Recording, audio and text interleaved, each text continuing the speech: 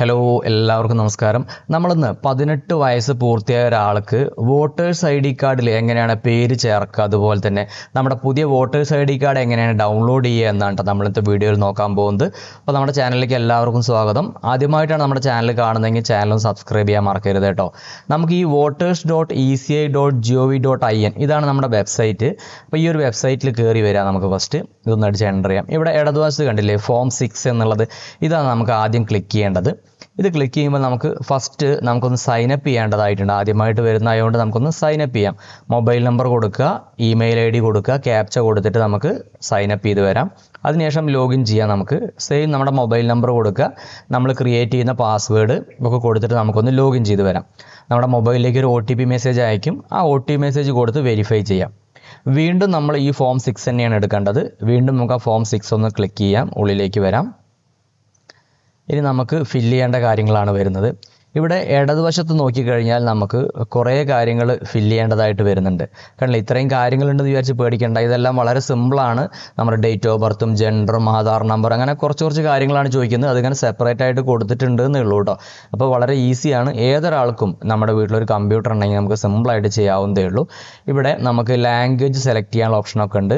Default അത് English തന്നെയാണ്, അതുകൊണ്ട് ഞാൻ ഇംഗ്ലീഷ് തന്നെയാണ് എടുക്കുന്നത്. നമുക്കിവിടെ ആദ്യം ചോദിക്കുന്നത് നമ്മുടെ സ്റ്റേറ്റ് ആണ്. അപ്പോൾ നമ്മുടെ സ്റ്റേറ്റ് കേരള കൊടുക്കാം. നമ്മുടെ ജില്ല ഏതാണെന്ന് ചോദിക്കുന്നുണ്ട്, ജില്ല കൊടുക്കാം. അതുപോലെ തന്നെ നമ്മുടെ നിയോജക മണ്ഡലം കോൺസ്റ്റിറ്റ്യുവൻസി അതൊന്ന് സെലക്ട് ചെയ്യാം. ഞാനിവിടെ ഷൊർണൂരാണ് കൊടുക്കുന്നത്. അപ്പോൾ നിങ്ങളുടെ ഏതാണെന്നുണ്ടെങ്കിൽ അതുപോലെ കൊടുക്കാം. ഓക്കെ, ഇനി നമുക്ക് നെക്സ്റ്റ് കൊടുക്കാം. ഇവിടെ നമ്മുടെ പേര് ചോദിക്കുന്നുണ്ട്, അതുപോലെ തന്നെ സർനെയിം ചോദിക്കുന്നുണ്ട്. ഇതാണ് നമ്മുടെ നെക്സ്റ്റ് ബിയിൽ വരുന്നത്. അതേപോലെ തന്നെ നമുക്കത് മലയാളത്തിലും ടൈപ്പ് ചെയ്ത് കൊടുക്കണം. തൊട്ട് താഴെ നോക്കി നമ്മളൊരു ഫോട്ടോ കൂടി അപ്ലോഡ് ചെയ്ത് കൊടുക്കണം. 4.5x3.5 അല്ലേ, ഈ ഒരു സൈസിൽ ഒരു 2 MB താഴെ വരുന്ന ഒരു JPG ഫോട്ടോ അപ്ലോഡ് ചെയ്ത് കൊടുക്കണം. അതിന് വേണ്ടിയിട്ട് നമുക്ക് ഒരു ഓൺലൈനിൽ തന്നെ ചെയ്യാൻ പറ്റും. നമുക്കൊരു JPG റീസൈസ് എന്ന് അടിച്ചു കൊടുത്തു കഴിഞ്ഞാൽ നമുക്ക് കണ്ടില്ലേ JPG റിഡ്യൂസ് ഇമേജ് എന്നുള്ളൊരു വെബ്സൈറ്റ്. ഇങ്ങനെ ഏതെങ്കിലും വെബ്സൈറ്റ് എടുത്താൽ മതി. ഞാനൊരു എക്സാമ്പിൾ കാണിച്ചു തരികയാണ്. ഇവിടെ നമ്മൾ സെലക്ട് ഇമേജ് കൊടുത്തിട്ട് നമ്മൾ കൊടുക്കാൻ ഉദ്ദേശിക്കുന്ന ഫോട്ടോ കൊടുക്കാം. ഇനി നമുക്ക് തൊട്ട് താഴെ എത്ര അതിൻ്റെ സൈസ് 4.5x3.5 ഇതാണ് സൈസ്, ഓർത്ത് വയ്ക്കുക. നമുക്ക് വീണ്ടും അതിലേക്ക് വരാം. ഇവിടെ നമുക്ക് സെലക്ട് ഇമേജ് നമ്മൾ കൊടുത്തു. ഇനി നമ്മുടെ ഇവിടെ ഒരു ലോക്ക് കണ്ടില്ല, ഈ ലോക്ക് നമുക്ക് അൺലോക്ക് ചെയ്യണം. എന്നാൽ മാത്രമേ നമുക്ക് കറക്റ്റായിട്ട് കൊടുക്കാൻ പറ്റുള്ളൂ. നമ്മൾ സെൻറ്റിമീറ്ററാണ് കൊടുക്കേണ്ടത്. അപ്പോൾ അവിടെ സെൻറ്റിമീറ്റർ ആക്കുക.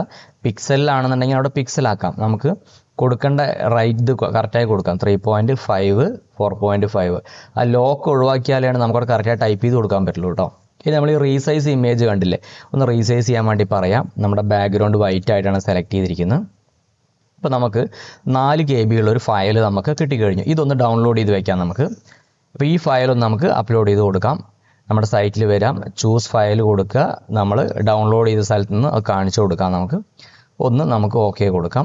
ഓക്കെ, ഇവിടെ താഴെ സൂമും റൊട്ടേറ്റൊക്കെ ഉണ്ട്. നമ്മുടെ ഫോട്ടോ ഒന്ന് അഡ്ജസ്റ്റ് ചെയ്യണമെങ്കിൽ നമുക്ക് അങ്ങനെ ചെയ്യാം.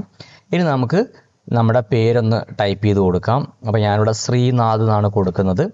അപ്പോൾ ശ്രീനാഥ് കൊടുക്കുമ്പോൾ തൊട്ട് താഴെ അത് ഓട്ടോമാറ്റിക്കായിട്ട് വരുന്നുണ്ട്. അപ്പോൾ അവിടെ എന്തെങ്കിലും മിസ്റ്റേക്ക് ഉണ്ടെങ്കിൽ നമുക്കത് എഡിറ്റ് ചെയ്യാം. എഡിറ്റ് ചെയ്യണമെങ്കിൽ നമുക്ക് തൊട്ടടുത്ത് തന്നെ ഒരു കീബോർഡ് കൊടുത്തിട്ടുണ്ട്. ഈ കീബോർഡിൽ ക്ലിക്ക് ചെയ്യുമ്പോൾ നമ്മുടെ മലയാള അക്ഷരങ്ങളെല്ലാം വരുന്നുണ്ട്. ഇനി അതിൽ ഷിഫ്റ്റ് അടിക്കുമ്പോൾ നമുക്ക് അടുത്തൊരു ബാക്കിയുള്ള മലയാള അക്ഷരം കൂടി വരുന്നുണ്ട്. അപ്പോൾ അവിടെ ശ്രീ എന്ന് അടിക്കണമെങ്കിൽ ഷാ ചന്ദ്രകല രാ ഇ ഇങ്ങനെ അടിക്കുമ്പോഴാണ് ശ്രീ എന്ന് വരിക. മനസ്സിലായി? ഷാ ചന്ദ്രകല രാ ഇ എന്ന് അടിക്കുമ്പോഴാണ് ശ്രീ എന്ന് വരിക. അപ്പോൾ ഇത് ഇച്ചിരി ബുദ്ധിമുട്ടാവാൻ സാധ്യതയുണ്ട്. അപ്പോൾ ഇങ്ങനെ അടിക്കാൻ വയ്ക്കുന്ന ആളുകൾക്ക് ടൈപ്പ് ചെയ്ത് കൊടുക്കാവുന്നതേ ഉള്ളൂ. കറക്റ്റായി ടൈപ്പ് ചെയ്ത് കൊടുക്കാം. പക്ഷേ ഇവിടെ ഒരു മിസ്റ്റേക്ക് വരുന്നുണ്ട്. ശ്രീ എന്ന് അടിക്കുമ്പോൾ ഷാ എന്ന് കഴിഞ്ഞിട്ടാണ് ബാക്കിയുള്ളത് വരുന്നത്.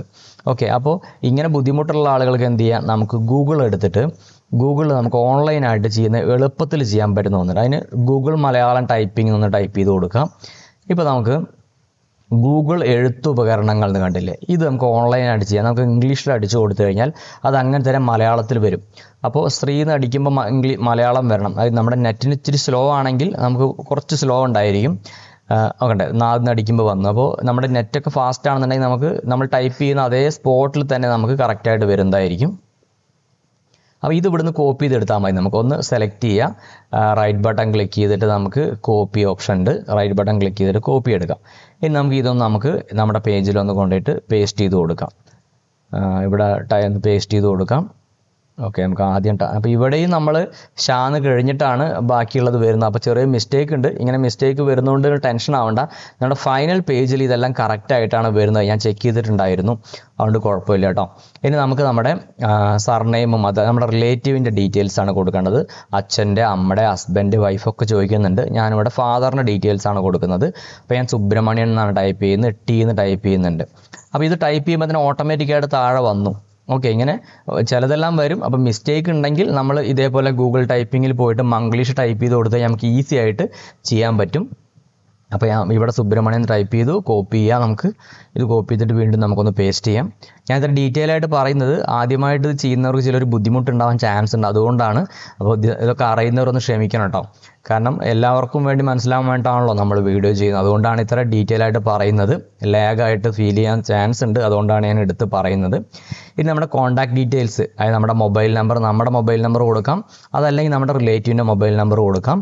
ഇവിടെ ഞാൻ ഒരു മൊബൈൽ നമ്പർ കൊടുത്തിട്ട് ആ മൊബൈൽ നമ്പറിലേക്ക് OTP കൊടുക്കാൻ വേണ്ടി പറയുകയാണ്. Send OTP.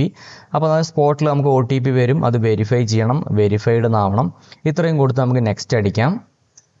ഇനി നമ്മുടെ ആധാർ നമ്പറാണ് ചോദിക്കുന്നത്. അപ്പോൾ നമുക്ക് ആധാർ നമ്പർ ഉള്ള ആളുകൾക്ക് ആധാർ നമ്പർ കൊടുക്കാം. ആധാർ നമ്പർ ഇല്ല എന്നുണ്ടെങ്കിൽ അത് ഇല്ല എന്നുള്ളത് നെക്സ്റ്റ് ക്ലിക്ക് ചെയ്യാം. അപ്പോൾ ആധാർ നമ്പർ കൊടുക്കുന്നതായിരിക്കും നമുക്ക് നല്ലത്. കാരണം നമ്മുടെ എല്ലാ ഡോക്യുമെൻറ്റുകളും ഇപ്പോൾ ആധാറായിട്ട് ലിങ്ക് ചെയ്യേണ്ടതായിട്ടുണ്ട്.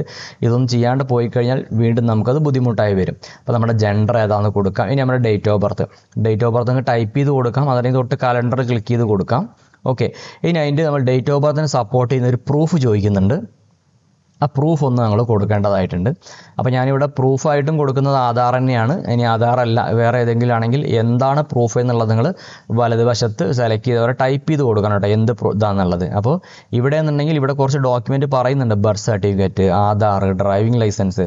അപ്പോൾ ഇത് കൊടുക്കുന്നതായിരിക്കും നമുക്ക് സൗകര്യം. അപ്പോൾ ആധാർ കാർഡിന് കൊടുക്കുകയാണെങ്കിൽ നമുക്ക് വേറെ പ്രത്യേകിച്ച് ഇഷ്യൂസുകളും കാര്യങ്ങളും ഒന്നുമില്ല. അപ്പോൾ നമുക്ക് ഒരു 2 MB താഴെ വരുന്ന ഒരു സൈസ് നമ്മൾ ആവണം, PDF ആയിരിക്കണം, അതൊന്ന് കൊടുക്കാം. ഇനി നമ്മുടെ വീടിൻ്റെ അഡ്രസ്സും കാര്യങ്ങളൊക്കെയാണ് ചോദിക്കുന്നത്. ഇവിടെയും നമ്മൾ ഇംഗ്ലീഷിൽ കൊടുക്കണം, തൊട്ട് താഴെ മലയാളത്തിൽ കൊടുക്കണം. അപ്പോൾ അതൊക്കെ നിങ്ങൾ ഫില്ല് ചെയ്ത് വരിക, ഞാൻ റിപ്പീറ്റ് ചെയ്യുന്നില്ല. അപ്പോൾ സിമ്പിളാണ്, നമ്മൾ എല്ലാ കാര്യങ്ങളും അതേപോലെ ഒന്ന് ഫില്ല് ചെയ്ത് വരാം. ഇനി നമ്മൾ സെൽഫ് അറ്റസ്റ്റ് ചെയ്തിട്ടുള്ള നമ്മുടെ ഒരു കോപ്പി അപ്ലോഡ് ചെയ്യാൻ വേണ്ടി പറയുന്നുണ്ട്, അഡ്രസ് പ്രൂഫ് വേണ്ടിയിട്ട്. അപ്പോൾ നിങ്ങളൊരു ഫോട്ടോ കോപ്പി എടുക്കുക, തൊട്ട് താഴെ സെൽഫ് അറ്റസ്റ്റഡ് എന്ന് എഴുതിയിട്ട് അവിടെ സൈൻ ചെയ്യുക, അത്രയും ചെയ്യുള്ളൂ.